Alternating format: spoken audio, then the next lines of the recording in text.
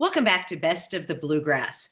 We are celebrating the best teachers across Kentucky with our Teacher of the Week. And this week we are honoring John Leistner. He is the technology coordinator at Ashland Middle School. Congratulations and thank you for being here. Oh, you're welcome. Thank you for having me. That's quite the honor. Thank you. You know, this has been such a challenging time for schools across Kentucky and across the nation. How have you been able to cope with this as the technology coordinator? Well, luckily I still have some hair. It's been a real learning experience. We've had to develop a lot of new programs, a lot of new ways to do things in a very short period of time. And luckily, we've had the ability to do that, and I work with a lot of good people in a lot of good program at this school that we've done a pretty good job. You've also done a pretty good job of finding contests that are helping pay some of these bills. You were in the top 10 for the National Samsung Solve for Tomorrow contest with your students. And what have these contests been able to do to help you be able to better serve your students? I've been very fortunate to get involved in the Samsung Solve for Tomorrow contest, and we've been in that 3 years. Over the 3 years, we've been a national winner, a state winner, and a national finalist, which has mounted $250,000 in technology equipment for our school.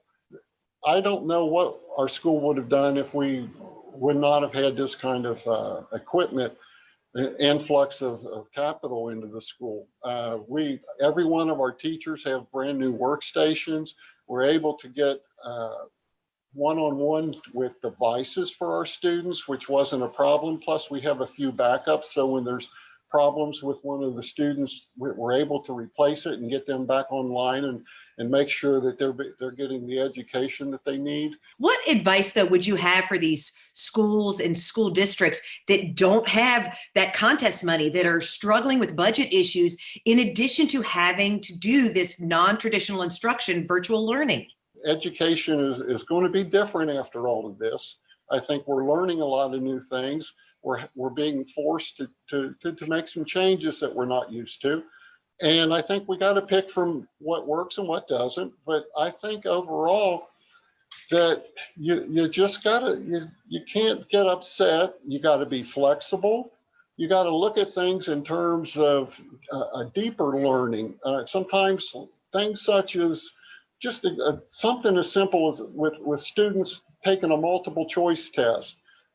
They could sit and Google that while they're at home. So you've got to come up with a different avenue, more open-ended questions, those types of things, which will give the students, so they're not just reiterating something on the internet, but they're actually showing you understanding. I think that's great advice for the teachers and for the students.